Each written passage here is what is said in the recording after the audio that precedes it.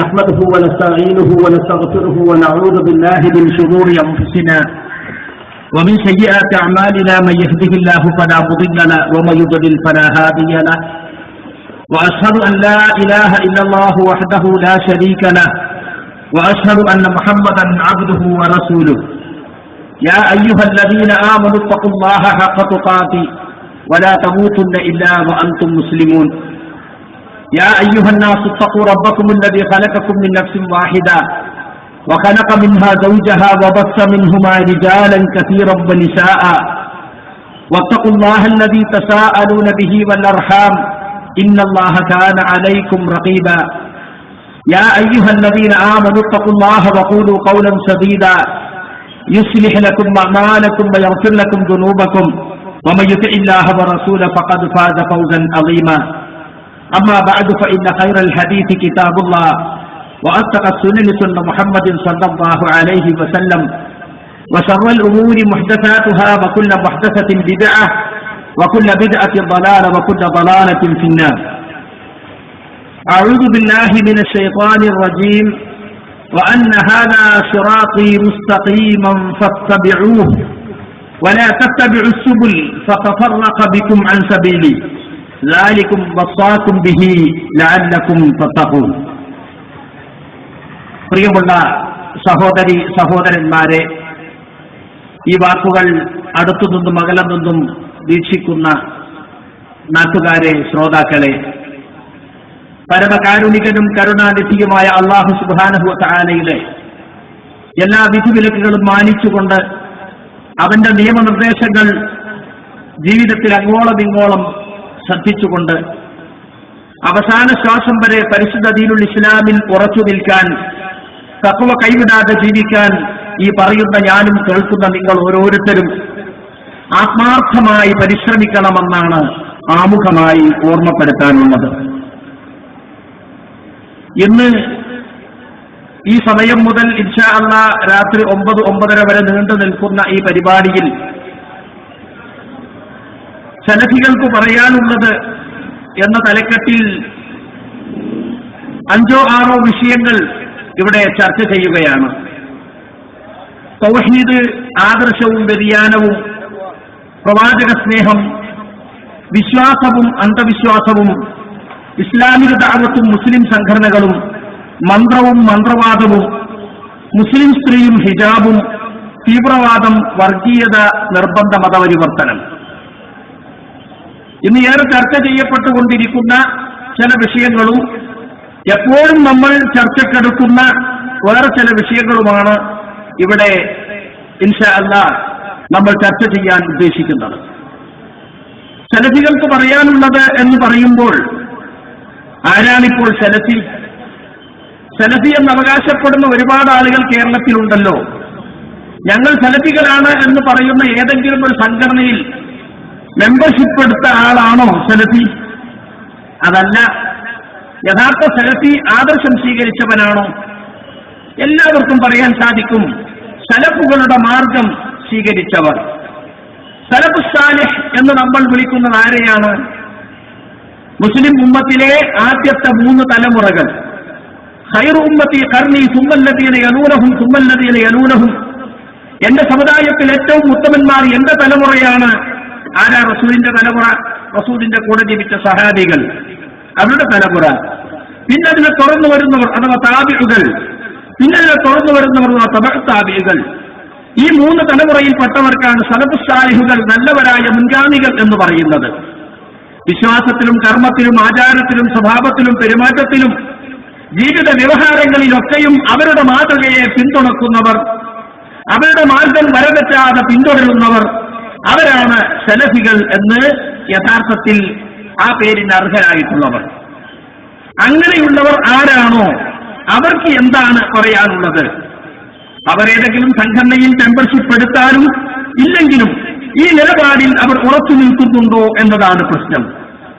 ഈ മുഖവരോടെയാണ് ഞാൻ നിങ്ങളെ ഈ പറഞ്ഞ വിഷയങ്ങളിലേക്ക് ക്ഷണിക്കുന്നത്.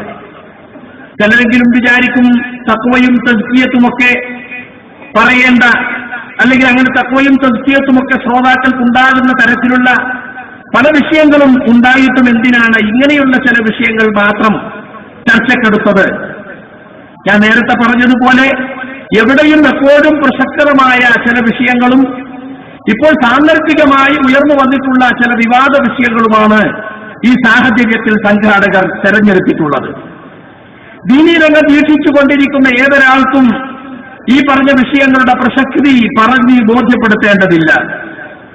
സ്വാഭാവികമായും യഥാർത്ഥ സലഫി വീക്ഷണം എന്താണെന്ന് ആളുകൾക്കിടയിൽ ആശയക്കുഴപ്പമുണ്ടാകാൻ വലിയ സാധ്യതയുള്ള ഒരു പശ്ചാത്തലമാണ് കേരളത്തിലുള്ളത്.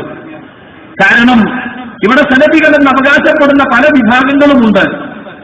അതുകൊണ്ട് അവരൊക്കെ പറയുന്നതാണോ സലഫിയത്ത് എന്ന് പുറത്തുള്ള ഒരാൾ തെറ്റിദ്ധരിച്ചാൽ അയാളെ കുറ്റപ്പെടുത്താൻ പറ്റില്ല.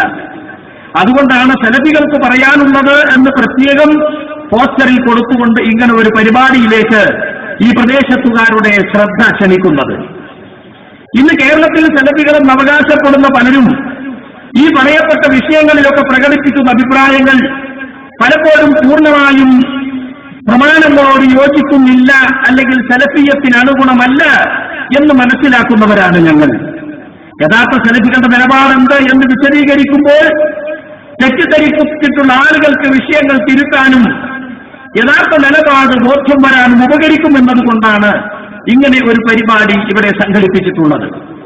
തൗഹീദ് ആദർശവും വ്യതിയാനവും എന്ന് പറയുമ്പോൾ സലഫികൾക്കെന്നും എവിടെയും ആദ്യം പറയാനുള്ളതും പ്രധാനപ്പെട്ട ചർച്ചാ വിഷയവും തൗഹീദാണ്.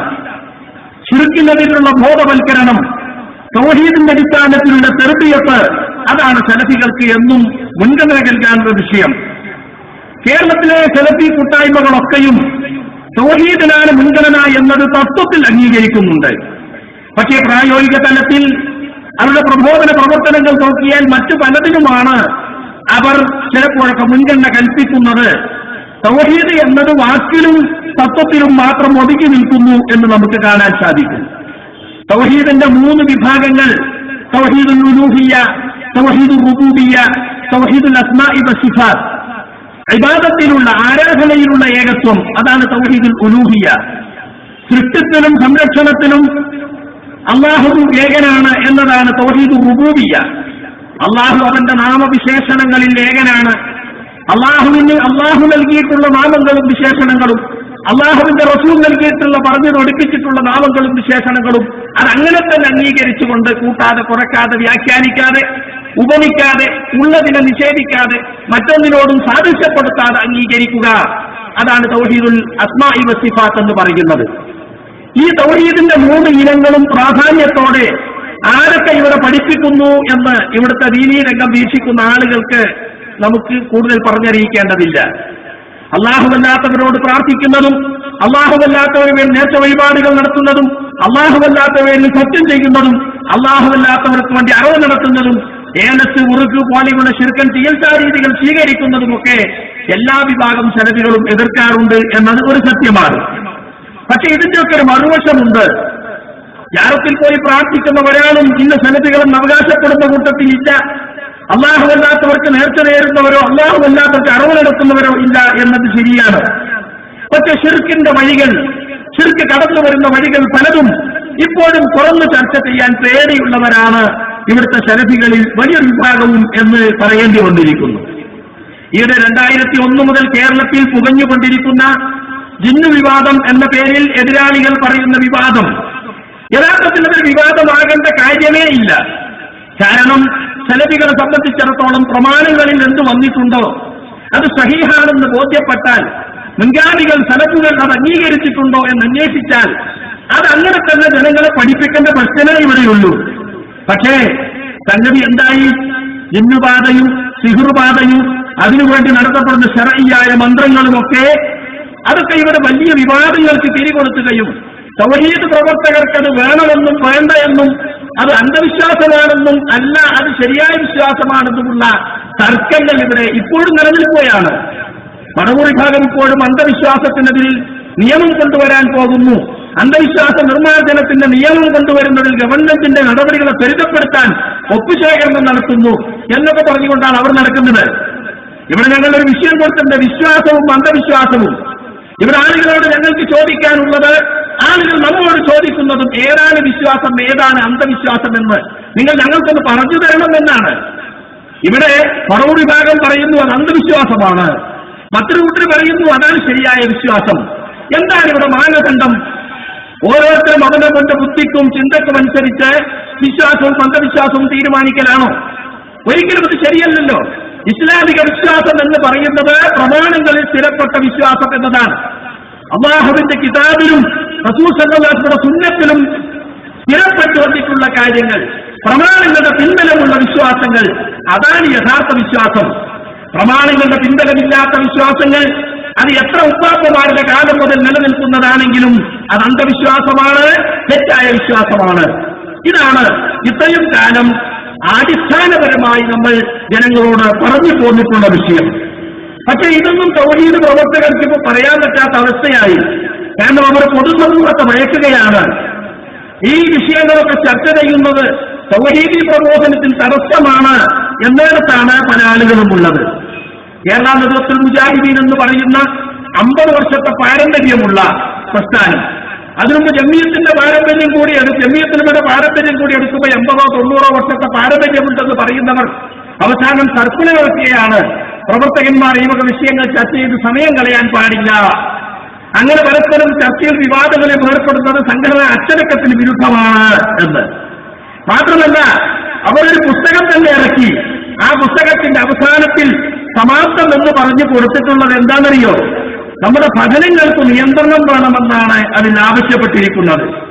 കണ്ടോ, പിശാചിന്റെ ഉപദ്രവങ്ങളിൽ നിന്ന് രക്ഷ നേടാനുള്ള ജീവിത രീതിയും പ്രാർത്ഥനകളും ജനങ്ങളെ പഠിപ്പിക്കുക എന്നതിനപ്പുറത്തേക്ക് നമ്മുടെ പഠനങ്ങൾ കടന്നു പോവാതിരിക്കാൻ നാം ശ്രദ്ധിക്കേണ്ടതുണ്ട്. സർവോപരി നമ്മുടെ പ്രബോധന രംഗത്ത് ഇത്തരം വിവാദങ്ങൾ സൃഷ്ടിക്കുന്ന ചില രാഷ്ട്രീയത്തെക്കുറിച്ച് ആലോചിക്കാൻ കൂടി നമുക്ക് സാധിക്കണം എന്ന് പറഞ്ഞിട്ടാണ് KJUവിന്റെ പേരിൽ അബ്ദുറഹ്മാൻ സലഫിയും അതുപോലെ അനീഫ് കായക്കൊടിയും മനസ്സുമൊക്കെ ഇറക്കിയിട്ടുള്ള പുസ്തകത്തിൽ പറയുന്നത്. അപ്പോ പിശാചിന്റെ ഉപദ്രവത്തെ രക്ഷപ്പെടാൻ ആവശ്യമായ ദുആദിക്റുകൾ, മുൻകരുതലുകൾ, പ്രൊട്ടക്ഷൻ മാത്രം പഠിപ്പിച്ചാൽ മതി.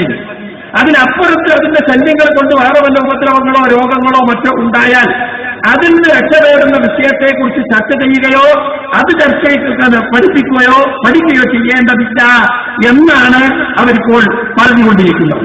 പഠനത്തെ വരെ നിയന്ത്രിക്കണം എന്ന് മുമ്പ് പഠിക്കാൻ ആഹ്വാനം ചെയ്തിരുന്ന, പ്രമാണങ്ങളിലേക്ക് ജനങ്ങളെ തിരിച്ചു വിളിച്ചിരുന്ന, ചിന്തക്കും ബുദ്ധിക്കും ആളുകളെ നിങ്ങൾ കൂച്ചുവിലക്കാറാതെ, പുരോഹിതന്മാരുടെ കാൽക്കൽ ബുദ്ധിയും ചിന്തയും പണയം വെക്കാതെ നിങ്ങൾ ചിന്തിക്കണം എന്ന് പറഞ്ഞിരുന്ന ഒരു വിഭാഗം നമ്മുടെ പഠനത്തിന് വരെ കൂച്ചുവിലങ്ങിടുന്ന വർത്തമാനം പറയേണ്ട ഗതികേടിലേക്ക് എത്തിപ്പെട്ടു എന്ന് പറഞ്ഞാൽ തന്നെ ആശയ ദാരിദ്ര്യമാണ് യഥാർത്ഥത്തിൽ നമുക്കിവിടെ കാണാൻ സാധിക്കുന്നത്. നിങ്ങൾ ആലോചിച്ച് നോക്കൂ, ലോകത്തുടനീളം പ്രവർത്തിച്ചുകൊണ്ടിരിക്കുന്ന സലഫി കൂട്ടായ്മകൾ, അവിടെയൊക്കെ പഠിപ്പിക്കപ്പെടുന്ന ഒരു ഗ്രന്ഥമാണ് ഷെയ്ഖ് മുഹമ്മദ് അബ്ദുൽ വഹാബിന്റെ കിതാബ് തൗഹീദ്. നിരവധി ശറഹുകൾ അതിനിറങ്ങിയിട്ടുണ്ട്. ഇന്ന് കേരളത്തിൽ പലയിടത്തും അത് പഠിപ്പിക്കപ്പെടുകയും ചെയ്യുന്നുണ്ട്. ലോകത്തിന്റെ നാനാഭാഗത്തും തൗഹീദ് പഠിപ്പിക്കാൻ സലഫികൾ നിരാക്ഷേപം ഉപയോഗിക്കുന്ന ഒരു ഗ്രന്ഥമാണത്. ആ ഗ്രന്ഥത്തിൽ 8ഓളം അധ്യായങ്ങൾ ഈ വിഷയവുമായി ബന്ധപ്പെട്ടത്.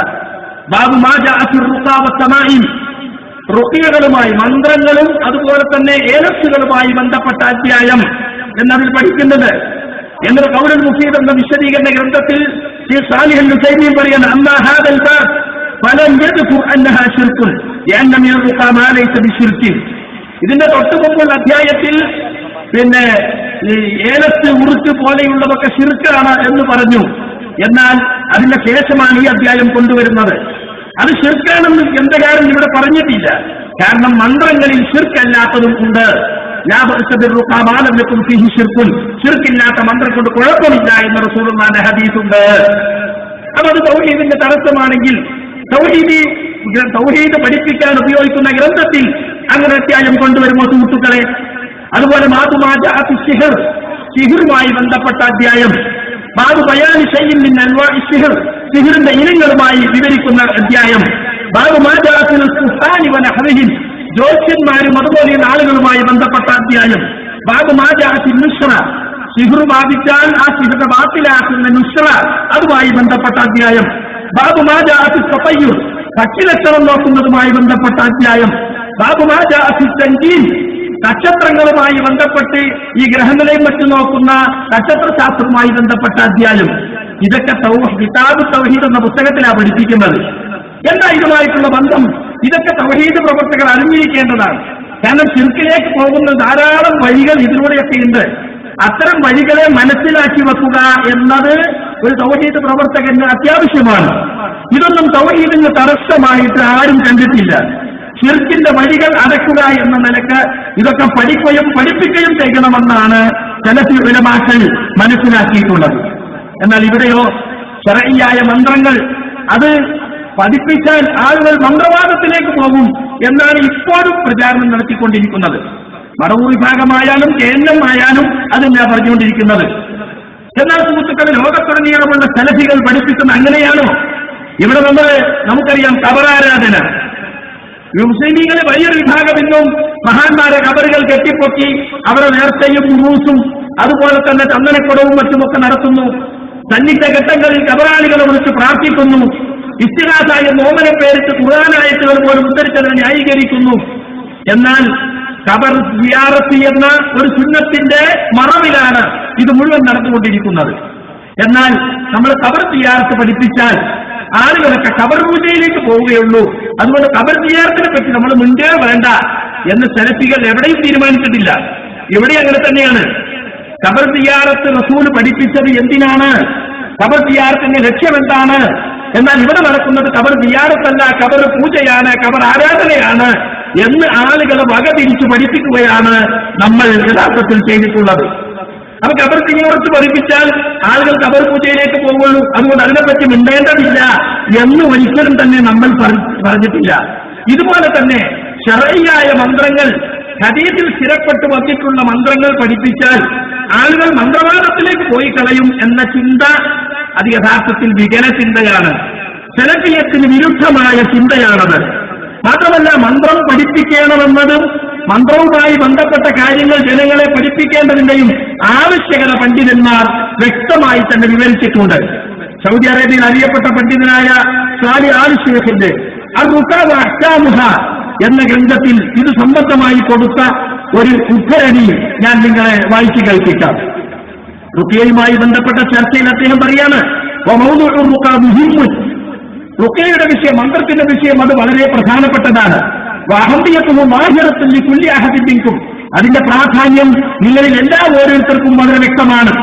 കാരണം ഒരു മുസ്ലിം നിത്യജീവിതത്തിൽ പലതവണ സ്വയം മന്ത്രിക്കേണ്ടി വരും, തന്റെ കുട്ടികൾക്ക് മന്ത്രിച്ചു കൊടുക്കേണ്ടി വരും, ബന്ധപ്പെട്ടവർക്ക് സ്വാഗതത്തെയും ആയത്തുൽ കുറിച്ചൊക്കെ ഓതി മന്ത്രിക്കേണ്ടി വരും. അതുകൊണ്ട് നിത്യജീവിതത്തിൽ അത് ആവശ്യമുള്ളതാണ്. രാത്രി കിടക്കുമ്പോൾ സ്വയം മന്ത്രിച്ച് ശരീരത്തിൽ മുഖത്ത് തടവി, തല തടവി, കൈകൾ തടവി, ഇല്ലേ 3 സൂറത്ത് മോദിയിട്ട് സ്വന്തം ജീവിതത്തിൽ എല്ലാവരും ചെയ്തുകൊണ്ടിരിക്കുന്ന കാര്യമാണ്. മാത്രമല്ല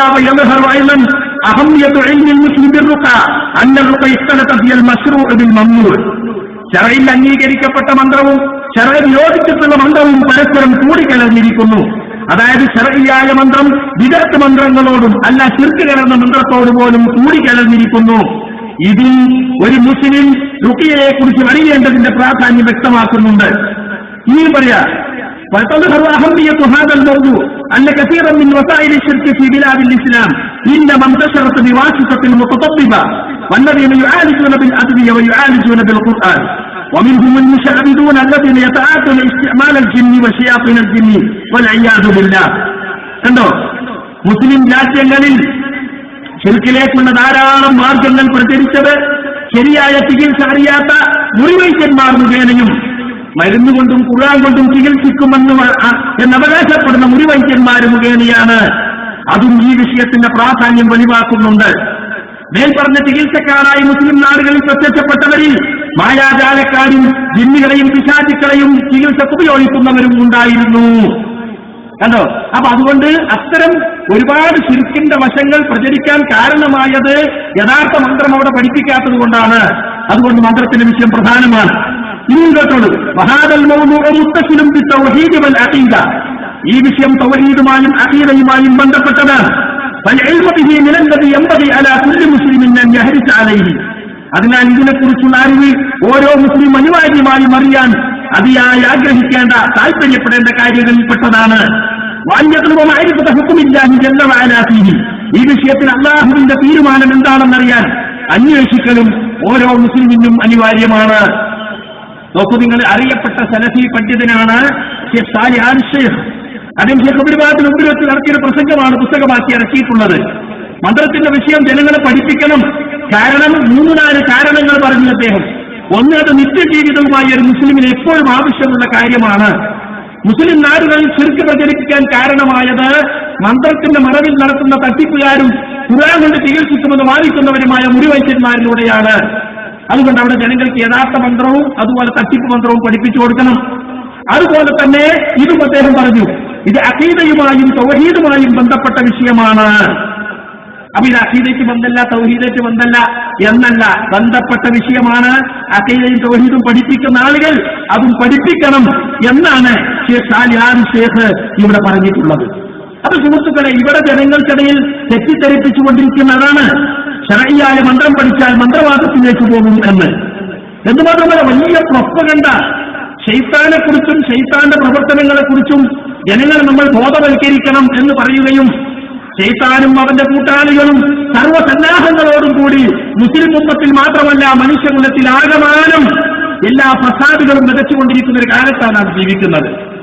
അത്രമാത്രം ശൈത്താന്റെ സന്നാഹങ്ങളും പ്രവർത്തനങ്ങളും നമുക്ക് കാണാൻ സാധിക്കും. അപ്പൊ ഈ ഒരു കാലഘട്ടത്തിൽ ആളുകൾക്ക് ശൈത്താനെക്കുറിച്ചും ശൈത്താന്റെ പ്രവർത്തനങ്ങളെക്കുറിച്ചും പ്രമാണങ്ങളുടെ വെളിച്ചത്തിൽ വ്യക്തമായ ബോധവൽക്കരണം നടത്തൽ അത്യാവശ്യമാണ്. പക്ഷെ അത് പറഞ്ഞപ്പോ എന്തായോ, ഇപ്പോൾ ഒരു കൂട്ടയിലാ വന്നിരിക്കുന്നു, അവർ ശൈത്താനെ പ്രൊമോട്ട് ചെയ്യുകയാണ്, ശൈത്താൻ ഇല്ലാത്ത കഴിവുകൾ വകവെച്ചു കൊടുക്കുകയാണ്, ശൈത്താൻ അത്രയൊന്നും പേടിക്കേണ്ട പ്രശ്നമില്ല, ഇന്ന കൈത ശൈത്താനി കാണലീഫ, ശൈത്താന്റെ കുതന്ത്രം ദുർബലമാണ് എന്ന് പറഞ്ഞിട്ട് ആളുകൾക്ക് ശൈത്താനെ കുറിച്ചുള്ള ജാഗ്രത തന്നെ ഇല്ലാതാക്കുന്ന തരത്തിലാണ് ചില ആളുകൾ പ്രസംഗിക്കുകയും പ്രചരിപ്പിക്കുകയും ചെയ്തുകൊണ്ടിരിക്കുന്നത്. എന്നാൽ പ്രമാണങ്ങൾ പഠിപ്പിക്കുന്നത് എന്താണ്? മനുഷ്യന്റെ മുഖ്യ ശത്രുവാണ് ശൈത്താനെന്ന്. ഇന്ന ശൈത്താനലക്കും അതും അതുവ, തീർച്ചയായും പിശാച് നിങ്ങൾക്ക് ശത്രുവാണ്, അവനെ നിങ്ങൾ ശത്രുവായി തന്നെ കണക്കാക്കണം. ആദമിന് സുജൂദ് ചെയ്യാൻ വിസമ്മതിച്ച ഇബ്ലീസിനെ അല്ലാഹു പുറത്താക്കിയ സന്ദർഭം അത് ഖുർആൻ വിശദീകരിക്കുന്നുണ്ട്. അന്ന് റബ്ബിന്റെ മുമ്പിൽ അവൻ നടത്തിയ ഒരു വെല്ലുവിളി സൂറത്തുൽ അറാഫിലെ 16-17 വചനങ്ങളിൽ കാണാം. لأقعدن لهم صراطك المستقيم ثم لآتينهم من بين أيديهم ومن خلفهم وعن أيمانهم وعن شمائلهم ولا تجد أكثرهم شاكرين. പടച്ചവനെ നീ എന്നെ വഴിവെളിച്ചവനായി പ്രഖ്യാപിച്ചല്ലോ, അതിനാൽ നിന്റെ അടിമകൾ നിന്റെ സിറാത്തുൽ മുസ്തഖീമിൽ പ്രവേശിക്കാൻ അതിന് തടസ്സമായി ഞാൻ ആ വഴിയിൽ കുത്തിയിരിക്കും. സിറാത്തുൽ മുസ്തഖീം അവരെ പ്രവേശിക്കാൻ ഞാൻ അനുവദിക്കൂല. അവരെ മുമ്പിലൂടെയും പിന്നിലൂടെയും വലത്തും ഇടത്തും നാനാഭാഗത്തുകൂടെയും ചെന്ന് ഞാൻ അവരെ വഴിപിഴപ്പിക്കും. അവരുടെ അധികം ആളുകളെയും നിനക്ക് ശുക്ർ ചെയ്യുന്നവരായി കണ്ടെത്താൻ നിനക്ക് സാധ്യമേ അല്ല എന്ന് അല്ലാഹുവിനോട് വെല്ലുവിളി നടത്തി. അല്ലാഹു സുബ്ഹാനഹു വ തആലക്ക് അവനെ നശിപ്പിക്കാൻ പറ്റായിട്ടല്ല, അവനെ പെട്ടെന്ന് നശിപ്പിക്കാം. പക്ഷേ മനുഷ്യ ജീവിതം പരീക്ഷണമാക്കാൻ നിശ്ചയിച്ച അല്ലാഹു അവനെ സർവതന്ത്ര സ്വതന്ത്രനായി വിട്ടു. നിനക്ക് കിട്ടാവുന്നവരൊക്കെ നീ പിടിച്ചോ എന്നും പറഞ്ഞിട്ട് അവനെ അല്ലാഹു സുബ്ഹാനഹു വ തആല വിട്ടിരിക്കുകയാണ്. അവന്റെ പ്രവർത്തനങ്ങൾക്ക് ഇവിടെ സ്വാതന്ത്ര്യം കൊടുത്തിരിക്കുകയാണ്. ഇവിടെ പറയുന്നുണ്ടല്ലോ, ശൈത്താന്റെ കുതന്ത്രം ദുർബലമാണ്. നിങ്ങൾ സൂറത്ത് യാസീൻ ഓതി നോക്കൂ. അല്ലാഹു സുബ്ഹാനഹു വ തആല അവിടുന്ന് പറയാണ്, അലം യഹ്ദിയിലൈക്കും യാ ബനി ആദം അല്ലാ തഅബുദു ശൈത്താന ഇന്നഹു ലക്കും അദുവ്വുൻ മുബീൻ. ആദമിന്റെ മക്കളെ, നിങ്ങളോട് ഞാൻ അനുശാസിച്ചിട്ടില്ലായിരുന്നു നിങ്ങൾ ശൈത്താൻ ഇബാദത്ത് ചെയ്യരുതെന്ന്? അവൻ നിങ്ങൾക്ക് വ്യക്തമായ ശത്രുവാണെന്ന്. എന്നെ നിങ്ങൾ ആരാധിക്കണം, അതാണ് ശരിയായ വഴിയെന്നും ഞാൻ നിങ്ങളോട് പറഞ്ഞിട്ടില്ലായിരുന്നോ?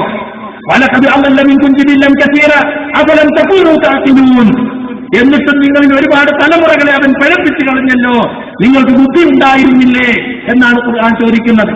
അപ്പൊ ദുർബലമായ അവന്റെ കുതന്ത്രം ഉപയോഗിച്ചുകൊണ്ട് ഒരുപാട് മനുഷ്യന്മാരെ അവൻ നരകത്തിലെത്തിക്കുമെന്ന് മുൻകൂട്ടി അല്ലാഹു സുബ്ഹാനഹു വ തആല നമുക്ക് പഠിപ്പിച്ചു തരികയാണ്. അപ്പോൾ മനുഷ്യനെ വഴിതെറ്റിച്ച് നരകത്തിലെത്തിക്കുക എന്നത് പിശാചിന്റെ അജണ്ടയാണ്. അതുകൊണ്ട് പിശാചിന്റെ പ്രവർത്തന മേഖലകളെ കുറിച്ച് എത്ര കണ്ട് നമ്മൾ ബോധവാന്മാരാണോ അത്ര കണ്ട് നമുക്ക് തഖ്വയും തദ്ഖിയത്തും വർദ്ധിക്കും. യാ ബനി ആദം ലാ യഫ്തിനന്നകും ശൈത്താൻ കമാ അഖ്റജ അബവൈകും മിനൽ ജന്ന. ആദമിന്റെ മക്കളെ, പിശാച് നിങ്ങളെ കുഴപ്പത്തിലകപ്പെടുത്താതിരിക്കട്ടെ, നിങ്ങളുടെ 2 മാതാപിതാക്കളെയും അവൻ സ്വർഗ്ഗത്തിൽ നിന്നും പുറത്താക്കിയതുപോലെ എന്ന് അല്ലാഹു സുബ്ഹാനഹു വ തആല മനുഷ്യരാശിയോട് ആകമാനം താക്കീത് ചെയ്തിട്ടുണ്ട്. സൂറത്തുൽ മുഅ്മിനൂനിലെ 97-98 വചനങ്ങളിൽ പുണ്യ റസൂലിനോടുള്ള കൽപ്പിക്കുകയാണ്, വഖുൽ റബ്ബി അഊദു ബിക മിൻ ഹമസാത്തി ശയാത്തീൻ വഅഊദു ബിക റബ്ബി അൻ യഹ്ദുറൂൻ.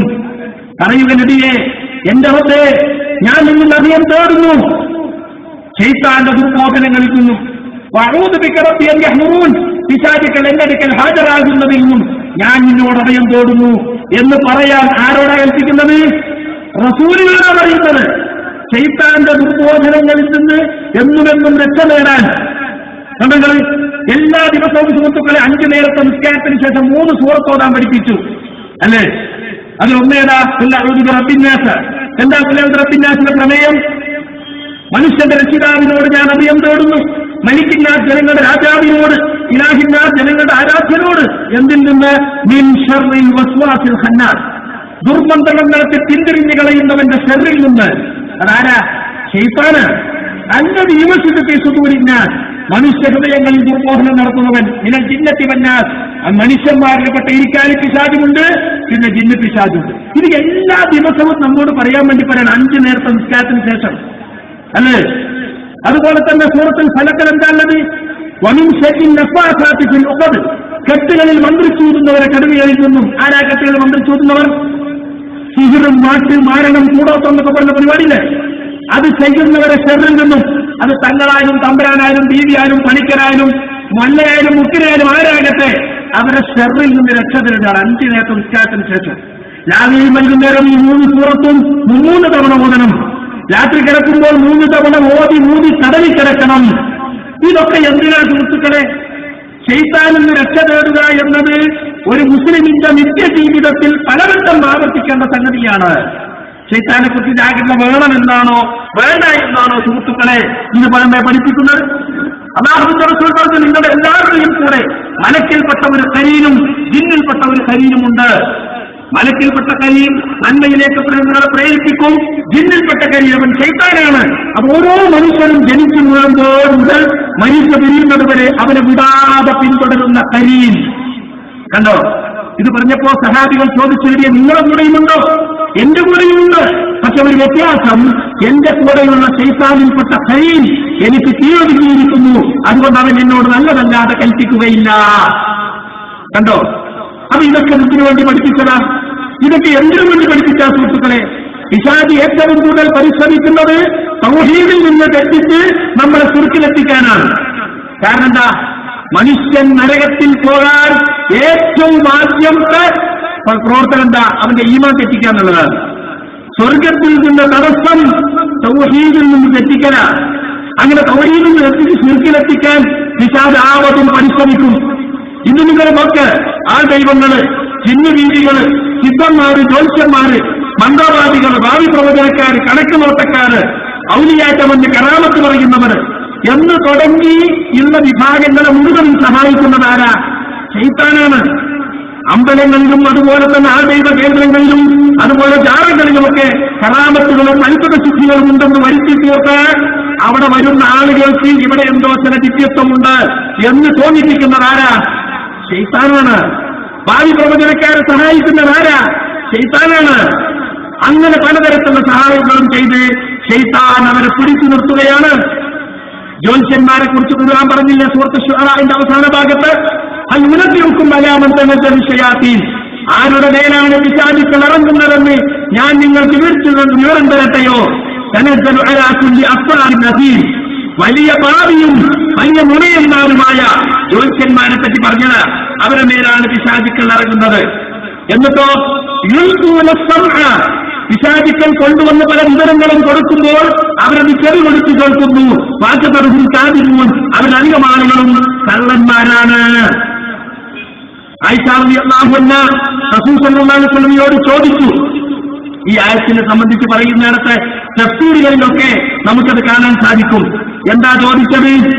ജ്യോത്സ്യന്മാരാണ് ഈ ആയത്തിന് ഉദ്ദേശമെന്ന് നമ്മൾ മനസ്സിലാക്കിയത് അതിന്റെ സൗകര്യത്തിന്റെ അടിസ്ഥാനത്തിലാണ്. റസൂലിനോട് ചോദിച്ചു, റസൂലെ ആ കുഹാനിനെ പറ്റി എന്താണ്? റസൂൽ പറഞ്ഞു, അവരൊന്നുമല്ല. അപ്പോൾ ആയിഷ റളിയല്ലാഹു വീണ്ടും ചോദിച്ചു, നബിയെ, അവരെ പറ്റി അവർക്കൊരു അടിസ്ഥാനമില്ല എന്നത് ശരി, പക്ഷേ അവർ ചില പറയുന്ന കാര്യങ്ങളൊക്കെ യാഥാർത്ഥ്യവുമായി ഒത്തുവരുന്നുണ്ടല്ലോ, അതെങ്ങനെയാണ്? അല്ലാഹുവിന്റെ റസൂലിന്റെ മറുപടി എന്താണോ? തിൽകൽ കലിമത്തു മിനൽ ഹഖ് യഹ്തിബുഹൽ ജിന്നിയ്യു ഫയഖുറുഹാ ഫീ ഉദ്നി വലിയിഹി കർറദ്ദജാജ ഫയഖ്ലിതുന ഫീഹാ അക്സറ മിൻ മിഅത്തി കദിബ. യഥാർത്ഥമായി പുലരുന്ന ആ വാക്ക് ജിന്നുവർഗത്തിൽപ്പെട്ടവൻ തട്ടിയെടുക്കുന്നതാണ്. എന്നിട്ട് അവൻ തന്റെ ബന്ധുക്കളുടെ കാതിൽ പടക്കോഴി കറകറ എന്ന് കുറുകും പ്രകാരം കുറുകിക്കൊടുക്കുന്നു, മന്ത്രിച്ചു കൊടുക്കുന്നു. അവർ അതിൽ 100-ലേറെ കളവും കൂട്ടിക്കലർത്തി പറയുന്നു. അപ്പൊ ഒന്ന് ശരിയാകും, 100 കളവായിരിക്കും. പക്ഷെ ഒന്ന് ശരിയാകുന്നത് എങ്ങനെയാണ്? ലോകത്ത് നടക്കാൻ പോകുന്ന കാര്യങ്ങൾ അല്ലാഹു സുബ്ഹാനഹു വ തആല മലക്കുകൾ മുഖേനയാണ് പല കാര്യങ്ങളും ഇവിടെ നടത്തുന്നത്. ആ കാര്യം മലക്കുകൾക്ക് നേരത്തെ അല്ലാഹു അറിയിക്കും. മലക്കുകൾ അത് പരസ്പരം ചർച്ച ചെയ്യുമ്പോൾ ആകാശത്തിനിങ്ങനെ പറന്നു നടക്കുന്ന ജിന്നുകൾ അത് കട്ടി കേൾക്കും. എന്നിട്ട് ഇവിടുത്തെ ജ്യോത്സ്യന്മാർക്കും മന്ത്രവാദികൾക്കും പറഞ്ഞു കൊടുക്കും, ഇന്നോന്റെ ജീവിതത്തിൽ ഇങ്ങനെ വരാൻ പോണ്ട്, ഇന്നോന്റെ ജീവിതത്തിൽ ഇങ്ങനെ വരാൻ പോണ്ട്. ഭാവി അറിയാനും മറഞ്ഞ കാര്യങ്ങൾ മനസ്സിലാക്കാനും ഒക്കെ ജ്യോത്സ്യന്മാരെയും മന്ത്രവാദികളും സമീപിക്കുമ്പോ ഈ ശൈത്താനിന് കിട്ടിയ വിവരങ്ങളും ഇയാൾ കൊടുക്കും. കൂടെ അയാളുടെ ഒക്കെ കുറെ കളവുകളും. ഒന്ന് സത്യമായാൽ ആളുകൾക്ക് വിശ്വാസമായോ ഇദ്ദേഹത്തിനെന്തോ കറാമത്തുണ്ടോ എന്നും പറഞ്ഞിട്ട് അദ്ദേഹത്തിന്റെ പിന്നാലെ കൂടും.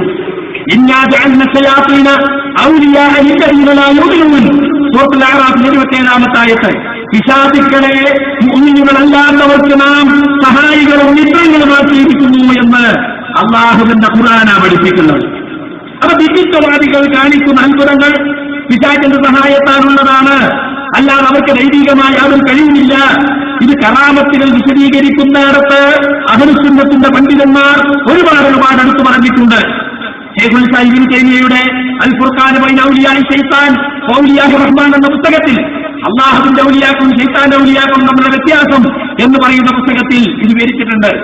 ഡോക്ടർ മുസ്താഫ സാഹിബ് എഴുതിയിട്ടുള്ള പുസ്തകം മനുഷ്യന്റെ മുഖ്യ ശത്രു, മനുഷ്യന്റെ യഥാർത്ഥ ശത്രു എന്ന പേരിലൊക്കെ ഇവിടെ പ്രസിദ്ധീകരിക്കപ്പെട്ടിട്ടുണ്ട്. അതിൽ പിശാചുക്കൾ മനുഷ്യനെ എങ്ങനെയൊക്കെ വഴിതെറ്റിക്കുന്നുവെന്ന് അദ്ദേഹത്തിന്റെ അറിവച്ച് അദ്ദേഹം വിശദമായി പറഞ്ഞത് നമുക്ക് കാണാൻ സാധിക്കും. ഒരാൾ കടലിൽ മുകളിലൂടെ നടന്നു കാണിച്ചാലും വായുവിലൂടെ പറന്നു കാണിച്ചാലും പിശാച് അവനെ താങ്ങിക്കൊണ്ടു പോവുകയാണെന്ന് കരുതുകയല്ലാതെ അവൻ വിദ്യുത്വമുണ്ടെന്നോ അവന് കറാമത്തുണ്ടെന്നോ നിങ്ങൾ തെറ്റിദ്ധരിക്കരുത് എന്ന് പണ്ഡിതന്മാർ വിശദീകരിച്ചിട്ടുണ്ട്. അപ്പൊ തൗഹീദ് പ്രബോധകർ ഇത്തരം വിഷയങ്ങൾ മനസ്സിലാക്കുമ്പോൾ മാത്രമാണ് ശിർക്കിലകപ്പെട്ടവർക്ക് മോചനം നൽകാൻ അവർക്ക് സാധിക്കുകയുള്ളൂ.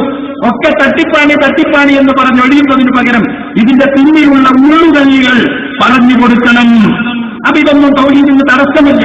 തൗഹീദിന്റെ സ്ഥാനം പിന്തുണയുണ്ടായിരുന്നുകൊണ്ട് നമുക്ക് സലഫീയമാക്കുന്ന ഗ്രന്ഥങ്ങൾ പഠിക്കുമ്പോൾ മനസ്സിലാകും. ഇവിടെ മറുപടി ഭാഗം വ്യാപകമായി പ്രചരിപ്പിച്ചുകൊണ്ടിരിക്കുന്നത് പിശാച് തട്ടിയെടുക്കലും അത് മന്ത്രവാദികൾക്ക് കുറുകിക്കെടുക്കലും ഖുർആൻ അവതരിക്കുന്നതിന് മുമ്പായിരുന്നു. ഖുർആൻ അവതരിച്ചതോടത് പാടെ നിലച്ചു എന്നാണ്. ശരിയല്ലാതെ ഇന്നും സൂറത്ത് സ്വാഫാത്തിന്റെ തുടക്കത്തിൽ 5-6 ആയത്തുകൾ ഓതി നോക്കിയാൽ നിങ്ങൾക്ക് കാണാം, ഇല്ലാമൻ ഖത്തിഫൽ ഖത്ഫത ഫഅത്ബഅഹു ശിഹാബുൻ സാഖിബ്. തട്ടിയെടുക്കുന്നവൻ തട്ടിയെടുക്കുന്നതൊഴികെ അപ്പോൾ അവനെ തീജ്വാല പിടികൂടും. ഖുർആൻ അവതരിക്കുന്ന സന്ദർഭത്തിൽ ഖുർആൻ അവതരിക്കുന്ന പ്രൊട്ടക്ഷന് വേണ്ടി ഈ കത്തി കേൾക്കുന്ന ജിന്നുകളെയൊക്കെ ആകാശ ലോകത്ത് നാട്ടിപ്പായിക്കുന്നതിന് വേണ്ടി അല്ലാഹു സുബ്ഹാനഹു വ തആല കൊള്ളിമീനുകളെ ഏർപ്പെടുത്തി. ആ കൊള്ളിമീനുകൾ കൊണ്ട് ആട്ടിവിട്ട് അവർ പോകും. പക്ഷേ റസൂൽ സല്ലല്ലാഹു അലൈഹി വസല്ലം പറയുകയാണ്, കത്തി കേൾക്കാനുള്ള അത്യാഗ്രഹം കൊണ്ട് ഒരു ജിന്ന് മറ്റൊരു ജിന്നിനും പോലെ ഇങ്ങനെ നിൽക്കും. റിവായത്ത് ചെയ്ത സഹാബി കൈവച്ച് കാണിക്കും. അങ്ങനെ അത്തിയായി മേലെ നിന്ന് ഏറ്റവും മേലെയുള്ളവൻ മലക്കളുടെ സംസാരം കത്തിവെക്കും. കൊള്ളിമീനുകൾ നടി കിട്ടുന്നതിന് മുമ്പ് അത് താഴേക്ക് പാസ് ചെയ്താൽ താഴെ എത്തും. കൊള്ളിമീനുകൾ നടി കിട്ടിയാൽ അവൻ കാഞ്ഞു പോകും. കണ്ടോ, ചത്താലും വേണ്ടില്ല, എന്തെങ്കിലും വാർത്ത എത്തിക്കണം എന്ന വാശിയാണ് ശൈത്താന്മാർക്ക്. ഇത് റസൂൽ പറഞ്ഞത് ബുഖാരിയിലുള്ള ഹദീസ. സൂറത്തുൽ ഹിജ്റിന്റെ വ്യാഖ്യാനത്തിൽ അമാനി മോനിപ്പോൾ എടുത്തു കൊടുത്തിട്ടുണ്ട്. അവ ഇന്നും ഒരു ചെറിയ രൂപത്തിലുള്ള തട്ടിയെടുക്കലുകൾ നടക്കുന്നുണ്ട്. അതുകൊണ്ടാണ് ഇന്നും ചില ജ്യോത്സ്യന്മാരും മന്ത്രവാദികളും ഒക്കെ പറയുന്നത് ചിലപ്പോഴൊക്കെ ഒത്തുവരുന്നത്. അത് ജ്യോത്സ്യന്മാരെ സഹായിക്കുന്നത് ശൈത്താനാണ് എന്ന് പറഞ്ഞു കൊടുത്താൽ അവർക്ക് ദിവ്യ കഴിവില്ല, അവർക്ക് കറാമത്തില്ല എന്ന് നമുക്ക് വ്യക്തമായി പറഞ്ഞു കൊടുക്കാൻ പറ്റും. അവ ജ്യോത്സ്യന്മാരടുത്ത് പോകരുത്, മന്ത്രവാദിക്ക് പോകരുത് എന്ന് മാത്രമല്ല, അവർ പിശാചി പൂജകന്മാരും ജിന്നസേവക്കാരുമാണ്. അവരടുത്ത് പോകാൻ പാടില്ല. അവരടുത്ത് ചില അത്ഭുതങ്ങളൊക്കെ നിങ്ങൾ കാണും. അത് അവർക്ക് ദിവ്യത്വ കഴിവുള്ളത് കൊണ്ടല്ല, അതെല്ലാം പിശാച് ചെയ്യുന്നതാണ്. ഇങ്ങനെ ജനങ്ങളെ പഠിപ്പിക്കുകയാണ് യഥാർത്ഥത്തിൽ വേണ്ടത്. അത് പറയുന്നതിന് പകരം പിശാചിനെ കുറിച്ച് പറയാൻ പാടില്ല, പിശാചിനെ കുറിച്ച് ചർച്ച ചെയ്യാൻ പാടില്ല എന്ന്. പിശാചിനെ കുറിച്ചും അവന്റെ പ്രവർത്തനങ്ങളെ കുറിച്ചും പഠിക്കേണ്ടതുകൊണ്ട് ഇന്ന് പല പൈശാചിക ചികിത്സകളിലേക്കും മുസ്ലിമീങ്ങൾ പോയിക്കൊണ്ടിരിക്കുകയാണ്. മുസ്ലിയാക്കന്മാരെയും അതുപോലെ ഉള്ള ആളുകളെയും ഒക്കെ അവലംബിക്കുന്ന ആളുകൾ മന്ത്രവാദികളെത്തും തങ്ങന്മാരെത്തും മുസ്ലിയാക്കന്മാരെത്തും ഒക്കെ പോകുന്നുണ്ട്. അതൊക്കെ ഖുർആൻ ചികിത്സയാണ്, ഇസ്ലാമിക ചികിത്സയാണ്, തിബ്ബുൻ നബവിയാണെന്നൊക്കെ പറഞ്ഞിട്ടാണ് അവർ ചികിത്സിക്കുന്നത്. ഇസ്ലാമിക മന്ത്രം എന്ന് പറഞ്ഞിട്ട് ചികിത്സിക്കുന്നതോ ഈ ഏലസും ഉറുക്കും അതുപോലെയുള്ള പൈശാചിക ചികിത്സകളാണ്. എന്നാൽ അതൊക്കെ തെറ്റാണെന്ന് പറയുന്ന ആളുകൾ ഇപ്പോ മുജാഹിദുകൾ എന്ന് പറയുന്ന ആളുകൾ അവരെടുക്കാൻ പോവുക, അവർ നേരെ ഹിപ്നോട്ടിസത്തിന് പോകും. അല്ലെ? എന്താ ഹിപ്നോട്ടിസം? ഒരാള് മറ്റൊരാളുടെ മേലും ശക്തി പ്രയോഗിക്കുകയാണ്. ഒരാളെങ്ങനെ കിടത്തിയിട്ട് ഉറങ്ങിക്കോ, അവനങ്ങ് ഉറക്കും. ഉറക്കി കുറച്ചെങ്കിലും പിന്നെ ഇങ്ങനെ തൊട്ടിട്ട് സംസാരിക്കും. സംസാരം ഇങ്ങനെ തുടങ്ങും, കഴിഞ്ഞ കാര്യങ്ങളൊക്കെ ഇങ്ങനെ പറയാൻ തുടങ്ങും. അങ്ങനെ ഓരോന്ന് ചോദിക്കും, അതിന് മറുപടി കൊടുക്കും. ഈ സംസാരിക്കുന്നത് ആരാണ്? ഇവിടെ അതിന് ഹിപ്നോട്ടിസം ശാസ്ത്രീയമാണെന്ന് തെളിയിക്കാൻ ഇതുവരെ ഇവർക്ക് സാധിച്ചിട്ടില്ല. ഡോക്ടർ വിശ്വാസമായി അതിന്റെ ഉള്ളുകല്ലുകൾ പറഞ്ഞു തന്നിട്ടുണ്ട്. അത് ശൈത്താനെന്ന് വിളിക്കുന്ന പരിപാടിയാ. അവിടെ സംസാരിക്കുന്നത് ആരാ? ആ മനുഷ്യന്റെ കൂടെയുള്ള കരീനാ സംസാരിക്കുന്നത്. എന്റെ കൂടെയുള്ള കരീൻ ഞാൻ ജനിച്ചു വീഴുമ്പോൾ മുതൽ മരിച്ചു പിരിയുന്നത് വരെ എന്റെ കൂടെ ഉണ്ട്. എന്റെ ജീവിതത്തിലെ കഴിഞ്ഞ കാര്യങ്ങളെല്ലാം ഈ ശൈത്താൻ അറിയാം. ആ ശൈത്താനോട് ഇങ്ങനെ ചോദിക്കാണ് എന്തൊക്കെ കാര്യങ്ങൾ നോക്കൂ നിങ്ങൾ. അതല്ലാതെ അവിടെ എന്താ നടക്കുന്നത്? ബോധമനസ്സും ഉപബോധമനസ്സുമാണ്. കോൺഷ്യസ് മൈൻഡ്, അൺകോൺഷ്യസ് മൈൻഡ് എന്ന രണ്ട് മൈൻഡുകളുണ്ട്. ബോധമനസ്സിനെ ഉറക്കിക്കിടത്തി ഉപബോധ മനസ്സിനെ കൊണ്ട് സംസാരിപ്പിക്കുകയാണെന്നാ പറയാറുള്ളത്.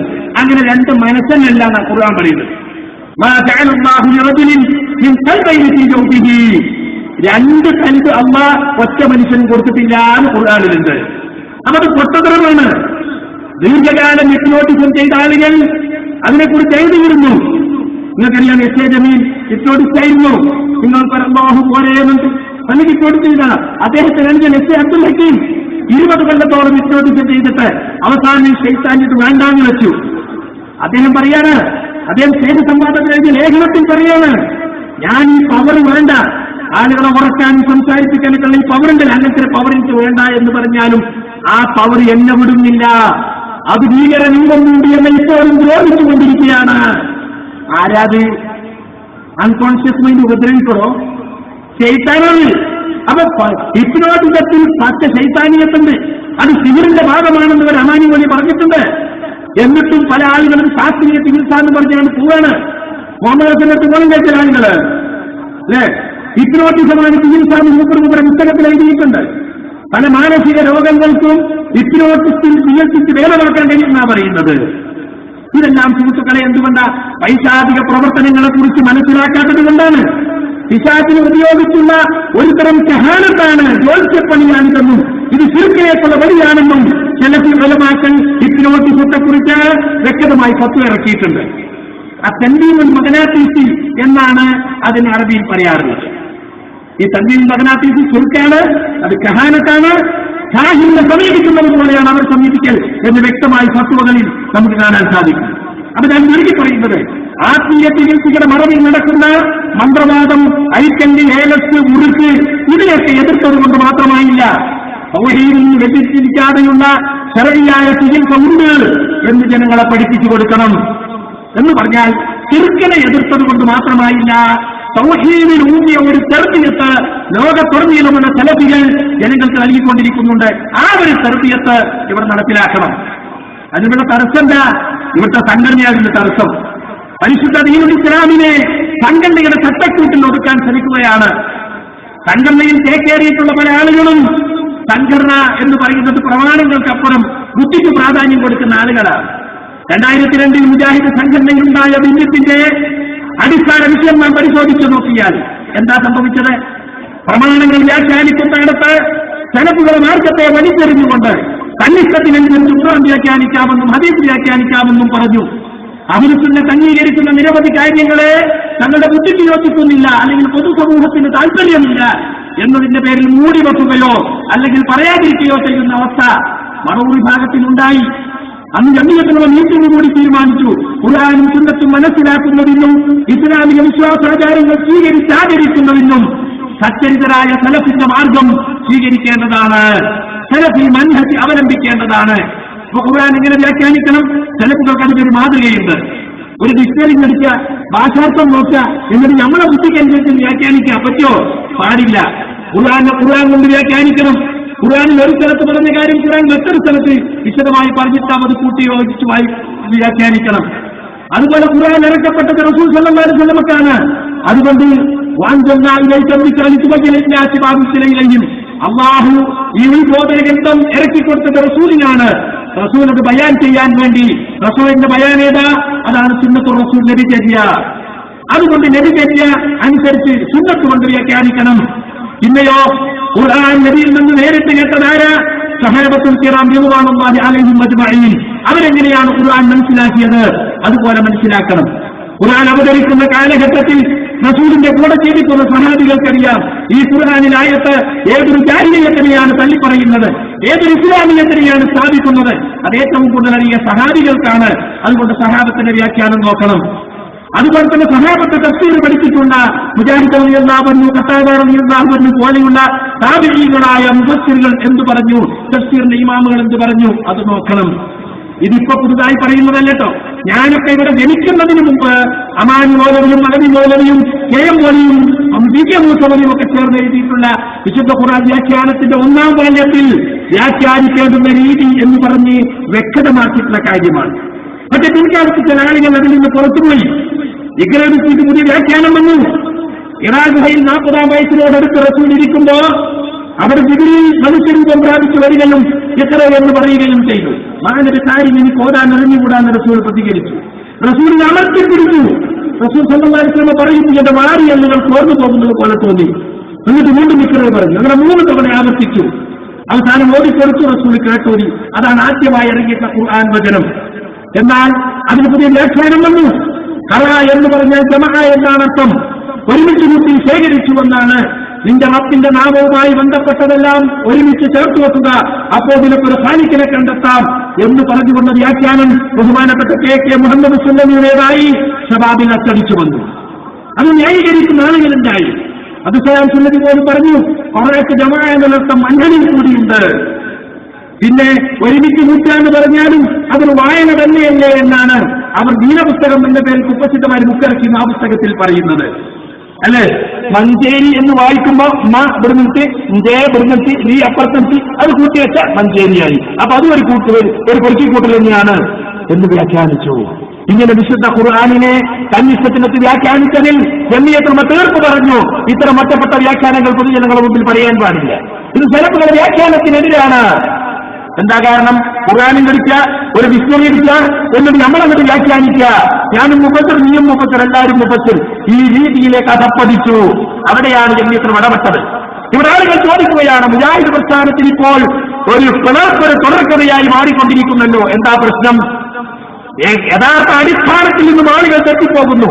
ടി.എൻ. അഹമ്മദ് മോദി എങ്ങനെയായിരുന്നു പുറത്തുപോയത്? ടി.എൻ. അഹമ്മദ് മോദി ആദ്യം 1960-കളിൽ ആദ്യത്തിൽ ഖുർആൻ പരിഭാഷ ഇറക്കിയ ആളാണ് മലയാളത്തിൽ. പക്ഷെ അദ്ദേഹത്തിന്റെ വ്യാഖ്യാനം പുറത്തു വന്നപ്പോൾ അന്നത്തെ സലഫി ഉലമാക്കൾ അതിനെ എതിർത്തു.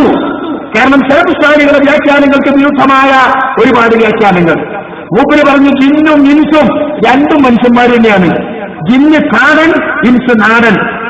കാട്ടുവർഗക്കാർക്ക് പറയുന്ന പേരാണ് ജിന്ന്. നാടൻ തുണിക്കുപ്പായ കെട്ട് നടക്കുന്ന നാഗരികൻ അവനാണ് ഇൻസ്. ജിന്ന് നല്ല പ്രത്യേക വർഗമല്ല. അതിനുവേണ്ടി എത്ര ആയത്തുകളും എത്ര ഹദീസുകളും അദ്ദേഹം ദുർവ്യാഖ്യാനിച്ചു കോട്ടിമാട്ടി. പണ്ഡിതന്മാരതിൽ ഇടപെട്ടു. ഇത് തെറ്റാണ്, ഇത് ഖാദിയാനികളുടെ വ്യാഖ്യാനമാണ് എന്ന് വ്യക്തമാക്കി ഖാദിയാനികളെ തഫ്സീറാക്കി എന്ന് സ്വാധീനിച്ചത്. അതുപോലെ തന്നെ ഇവിടുത്തെ ദേശീയ മുസ്ലിങ്ങൾ ആകർഷിക്കാൻ വേണ്ടി മുൻചിത്രത്തികളെ പലതിനെയും അദ്ദേഹം തള്ളിപ്പറയുകയോ വ്യാഖ്യാനിച്ച് തുമ്പില്ലാതാക്കുകയോ ചെയ്തു. ഒരു ഉറുമ്പ് സംസാരിച്ചു. എന്താ സംസാരിച്ചത്? ഇതാ സുലൈമാൻ നബി കൂട്ടരും വരുന്നുണ്ട്, അകത്ത് കയറിക്കോ, ചവിട്ടി ഇറക്കും. ഇത് ഖുർആനിലുള്ളതാ, കാലത്ത് നംലത്തുൽ. അപ്പൊ മൂപ്പർക്കൊരു സംശയം, ഇത് പറഞ്ഞാൽ ദേശീയ മുസ്ലിങ്ങൾക്ക് ബോധ്യാവോ? മൂപ്പരൊരു ചെറിയ കൈക്രിയ. എന്താ? ഞമ്മ ഗോത്രക്കാരി ഒരു സ്ത്രീ പറഞ്ഞു. അപ്പൊ ഒരു 12 വർത്താനം പറഞ്ഞു പറഞ്ഞാൽ ഒരു പ്രത്യേകതയില്ലല്ലോ. അപ്പോൾ അമാനി മോലി മറുപടി കൊടുത്തു, അതിന് മൗലവി കാലത്ത് നമ്മിയത്തില്ലെന്ന് പറയണം. നമ്ലത്തെന്ന് പറഞ്ഞാൽ അത് ഉറുമ്പന്നെയാണ്. തഫ്സീറുകൾ ഉദ്ധരിച്ച് മറുപടി കൊടുത്തു. അതുപോലെ വടികൊണ്ടടിച്ചു. അപ്പോൾ ശങ്കരൻ പുലർന്നു. അവരെ വഴിമുഖപ്പെട്ടു. മൂസാ നബി അനുയായികളെയും കൊണ്ട് അക്കരപ്പറ്റി. പിന്നാലെ വന്ന ഫറോവയും കൂട്ടരും ഇത് കണ്ടിറങ്ങി. അവർ വള്ളത്തിന് മധ്യത്തിലെപ്പോൾ വെള്ളം കൂടി അവർ മുങ്ങിച്ചത്തു. ഇത് ഖുർആൻ പഠിപ്പിക്കുന്ന കാര്യമാണ്. അങ്ങനെ പറഞ്ഞാൽ ഇവിടുത്തെ ബുദ്ധിജീവികൾക്ക് ദഹിച്ചില്ലെങ്കിലോ മൂപ്പരൊരു പുതിയ വ്യാഖ്യാനം കണ്ടെത്തി. വേലിയേറ്റവും വേലിയിറക്കവും ഒക്കെ ശരിക്കും അറിയുന്ന ആളായിരുന്നു മൂസാ നബി അലൈഹിസ്സലാം. ശങ്കറിൽ എവിടെയൊക്കെ കുണ്ടുണ്ട്, എവിടെയൊക്കെ കുന്നുണ്ട്, കയമുണ്ട് എന്നൊക്കെ മൂപ്പർക്ക് നേരെ അറിയാം. വേലിയിറക്കത്തിന്റെ സമയം നോക്കി തന്റെ വടി ഉപയോഗിച്ച് കയങ്ങളിൽ പെടാതെ മുട്ടക്കുന്നുകളിലോട് ചാടി അക്കരെ എത്തിച്ചു എന്നാണ് മുപ്പര് വ്യാഖ്യാനിച്ചത്. എത്ര പേജുകളാണ് അമാനി മൗലവി അതിന് മറുപടി പറഞ്ഞു കൊടുത്തത്. അപ്പൊ ഞാൻ പറഞ്ഞു വരുന്നത് CN പുറത്തു പോകേണ്ടി വന്നത് ഇവിടെ സലഫി മാർഗത്തിൽ നിന്നും അദ്ദേഹം പോയതുകൊണ്ടാണ്. ഇവിടെ എന്തിനാണ് ഈ മഹാഭൂരിപക്ഷം വരുന്ന കൗമിൽ നിന്നും മാറി നിന്ന് ഇവിടെ വേറൊരു കൂട്ടായ്മയായി പ്രവർത്തിച്ചത്? സലഫുകൾ മനസ്സിലാക്കിയതുപോലെ ദീന് മനസ്സിലാക്കണം എന്നതുകൊണ്ടാണ്. അതിൽ നിന്ന് പോയി അതിന്റെ തേങ്ങനൊന്നും സംഭവിച്ചത്. ഖുർആൻ വ്യാഖ്യാനിക്കാൻ ഹദീസിന്റെ ഒരു കഷ്ടവും ആവശ്യമില്ല. ഹദീസ് മുഴുവൻ ജൂതായുസമാണ്, അബൂ ഹുറൈറ കമ്പനി തട്ടിക്കൂട്ടിയതാണ് എന്നൊക്കെ പറഞ്ഞുകൊണ്ട് അദ്ദേഹം രംഗത്ത് വന്നു. ആദ്യമൊക്കെ മുജാഹിദ് വേദികളിൽ വാദപ്രതിവാദങ്ങളിലും മറ്റൊക്കെ തലഞ്ഞു നിന്നതുകൊണ്ട് പല മുജാഹിദുകൾക്കും അദ്ദേഹത്തിന് സ്വാധീനമുണ്ടായിരുന്നു. പക്ഷെ അദ്ദേഹത്തിന്റെ വാദം ഇസ്ലാമിനെതിരാണ്, കുഫ്രിയത്തിന്റെ വാദമാണ് എന്ന് KM മൗലവി, ഉമർ മൗലവി അടക്കമുള്ളവരൊക്കെ രംഗത്ത് വന്ന് അവസാനം വണ്ടൂരിൽ വെച്ച് വാദപ്രതിവാദം നടത്തിയ അബ്ദുൽ ഖാദിർ മൗലവിയായിട്ട്. എന്റെ പ്രശ്നം സലഫി മാർഗത്തിൽ വിഷയത്തിന് ഒരു പുറത്തുപോയി. ഇത് തന്നെയാണ് മടവൂരി ഭാഗവുമായി ഉണ്ടായ തർക്കവും. അവിടെ സ്വന്തമായി ഖുർആനും ഹദീസും വ്യാഖ്യാനിക്കാം.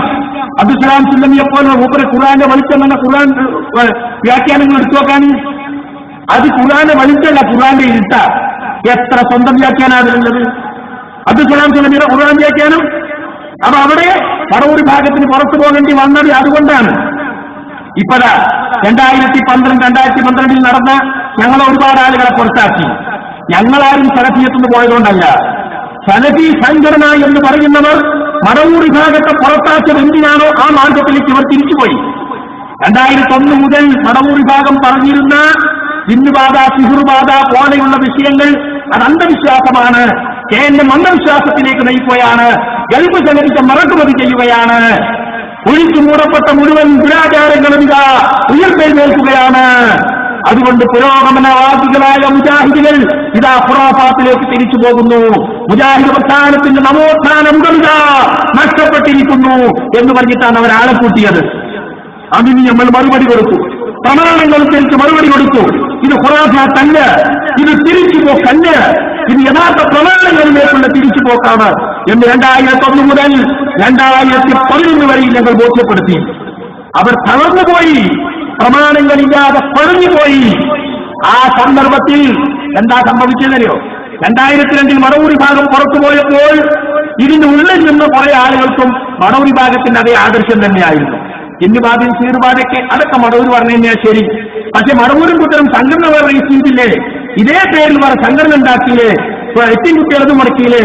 മർക്കവിദ്യകൾക്ക് പിരിച്ചിട്ട് ജനങ്ങളിൽ പിരിച്ചിട്ട് ആ സ്വന്തം പുറത്താക്കി. ഞങ്ങൾ പല സംഘടനാപരമായ കുറ്റങ്ങൾ കാരണം ഇപ്പുറത്തു നിന്നവർ അവരിൽ നമുക്കെതിരായി എന്ന് മാത്രമല്ല, അവരും ഇതേ വാദം ഹുസൈൻ മടവൂരും കൂട്ടർ എന്താണോ പറഞ്ഞത് അതേ വാദം ഇവരും പറയാൻ തുടങ്ങി.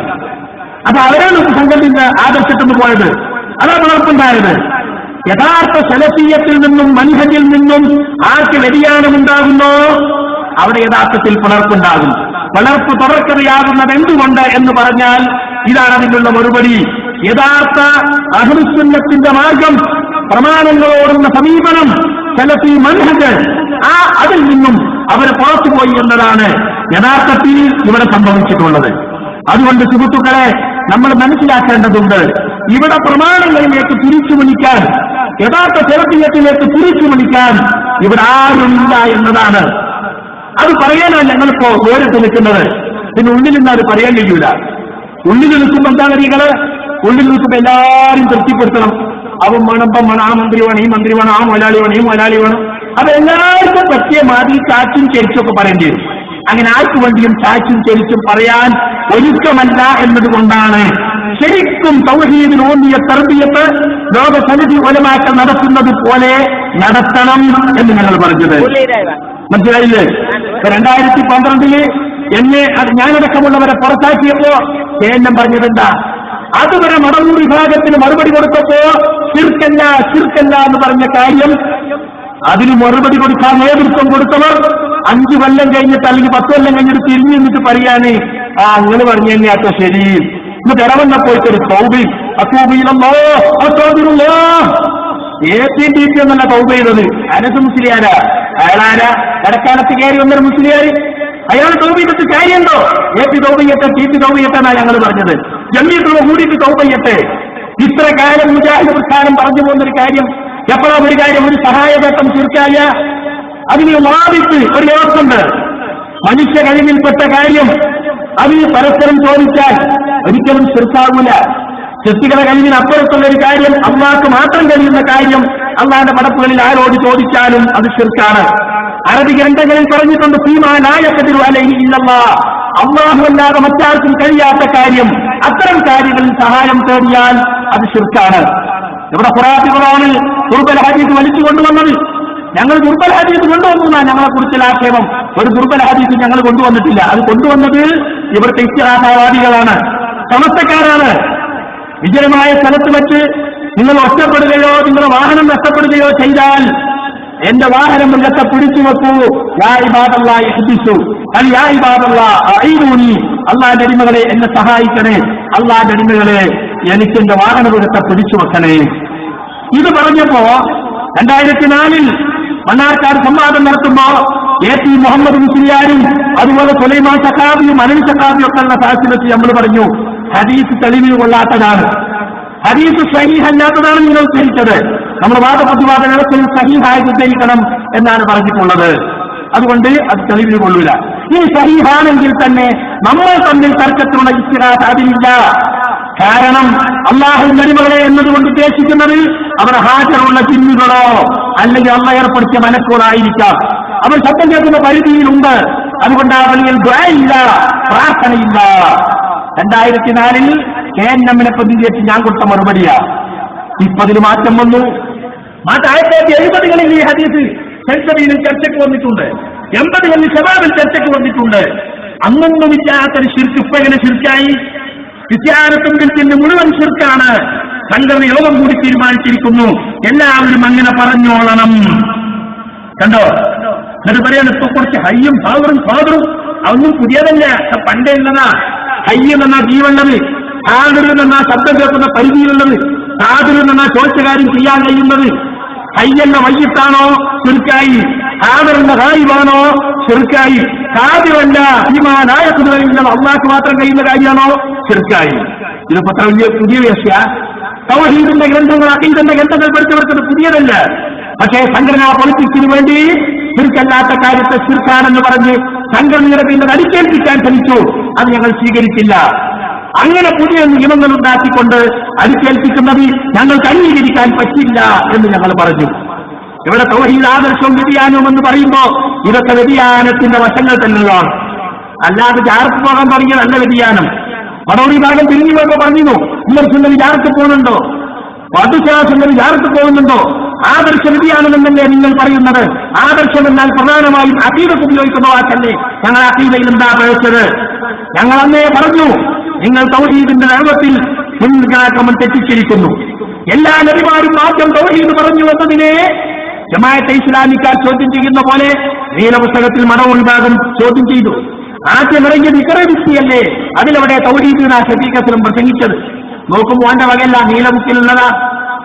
അതുപോലെ തന്നെ വീണ്ടും പറഞ്ഞു, ഇബാദുർ റഹ്മാന്റെ സ്വഭാവം വിവരിക്കുന്നിടത്ത് ആദ്യം പറഞ്ഞത് ഭൂമിയിൽ വിനയത്തോടെ നടക്കലാണ്, പിന്നെ പണം ചെലവഴിക്കുമ്പോൾ ഇനത്വം പാലിക്കുക. അതൊക്കെ കഴിഞ്ഞിട്ടാണ് വല്ലതില്ലായതുപോലെ അള്ളാഹിന്റെ ഒപ്പം വേറെ ഇലാഹിനോട് പ്രാർത്ഥിക്കാത്തവരാണ്. അപ്പൊ തൗഹീദ് 3ഓ 4ഓ ആണ്. ആരാ പറയുന്നത്? ഇഖ്വാനികളല്ല, സാക്ഷാൽ മടവൂർ വിഭാഗം.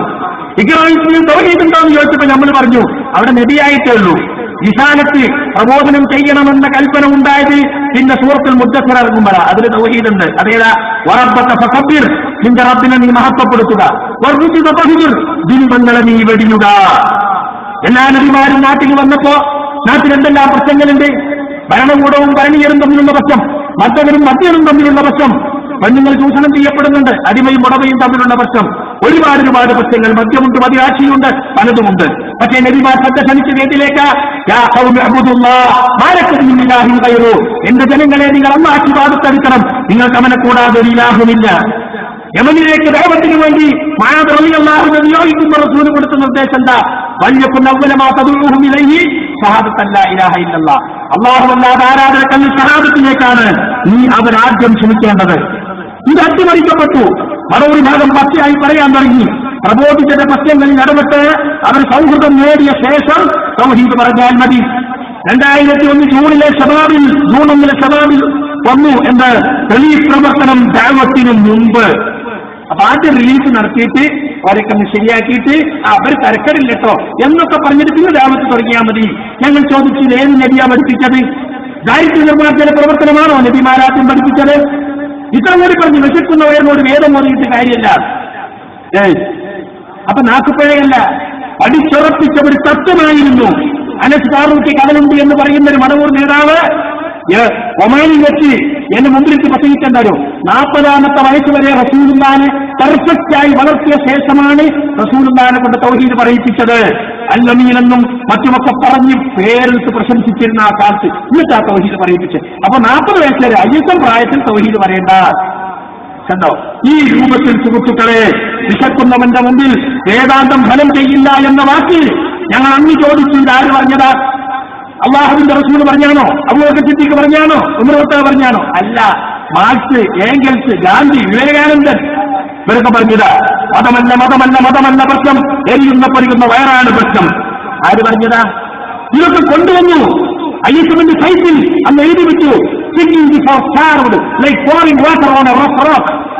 വിശക്കുന്നവന്റെ മുമ്പിൽ പാട്ട് പാടുന്നത് പരിപരുത്ത പാറമ്മയിൽ വെള്ളമൊഴിക്കുന്നത് പോലെയാണ്. ഇതും ഐഎസ്എമ്മും തമ്മിൽ എന്താ ബന്ധം? മധ്യകാല ഇസ്ലാമികളിൽ നിന്നാണ് നിങ്ങൾ ദഅവത്തിന്റെ ശൈലികൾ സ്വീകരിച്ചത്. മിഷണറിമാർ ആദ്യം ഉണ്ടാക്കില്ല, ഒരു നാട്ടിൽ വരും, അവർ സ്കൂൾ ഉണ്ടാക്കും, ഒരു ആശുപത്രി ഉണ്ടാക്കും, എന്നിട്ട് ആളുകൾക്ക് ചില സൗജന്യങ്ങളൊക്കെ കൊടുക്കും. അങ്ങനെ മുസ്ലിങ്ങളും ഹിന്ദുക്കളും ഒക്കെ വരുമ്പോൾ അവർക്ക് കുറേശ്ശിയായിട്ട് അവരെ സുവിശേഷം പറഞ്ഞു കൊടുക്കുക. ഈ സ്വഭാവം മധ്യകാല ക്രിസ്ത്യാനികളുടേതാണ്. നമുക്കങ്ങനെ വേഷം മാറേണ്ട ആവശ്യമില്ല. അവർക്ക് വേഷം മാറേണ്ടതുണ്ട്. നമുക്ക് നേർക്കുനേരെയുള്ള ദഅവത്ത് മതി. അതാണ് നബിമാർ പഠിപ്പിച്ചത്. ഇതാണ് മൻഹജിലുള്ള വ്യതിയാനം. ഞങ്ങൾ അന്ന് പറഞ്ഞു, പദവിഭാഗത്തിൽ സംഭവിച്ച വ്യതിയാനം മൻഹജിലുള്ള വ്യതിയാനമാണ്. അത് ദഅവത്തിന്റെ കാര്യത്തിൽ ഉണ്ടായിട്ടുണ്ട്. മുൻഗണനാക്രമം നമ്മൾ അട്ടിമറിച്ചിട്ടുണ്ട് എന്ന് ഞങ്ങൾ അന്ന് തന്നെ പറഞ്ഞിട്ടുണ്ട്, അല്ലേ? അപ്പൊ ദീനീ സംഘടനകളുടെ അജണ്ടകൾ തന്നെ മാറുകയും സലഫികളെന്ന് പറയുന്നവർ സലഫിയത്തിന് പകരം പൊതുസമൂഹത്തിന് താല്പര്യമുള്ള വിഷയങ്ങളിലേക്ക് പോവുകയും ചെയ്തു. അതാണ് വ്യതിയാനമെന്ന് ഞങ്ങൾ അദ്ദേഹം പറഞ്ഞിട്ടുണ്ട്. അപ്പൊ സുഹൃത്തുക്കളെ, തൗഹീദിന്റെ കാര്യത്തിൽ ഇവിടെ വ്യതിയാനം സംഭവിച്ചുകൊണ്ടിരിക്കുന്നുണ്ട്. വ്യതിയാനം സംഭവിച്ചിട്ടുണ്ട് എന്ന് ഞങ്ങൾ പറയുന്നു. അതെത്രത്തോളം എന്നത് മാത്രമാണ് ഇവിടെ ചർച്ച ചെയ്യേണ്ട വിഷയം. ഇൻഷാ അല്ലാഹ് മഗ്‌രിബ് നമസ്കാരത്തിന് ശേഷം നമുക്ക് തുടരാം. അല്ലാഹു നമ്മുടെ ഒരുമിച്ച് കൂടൽ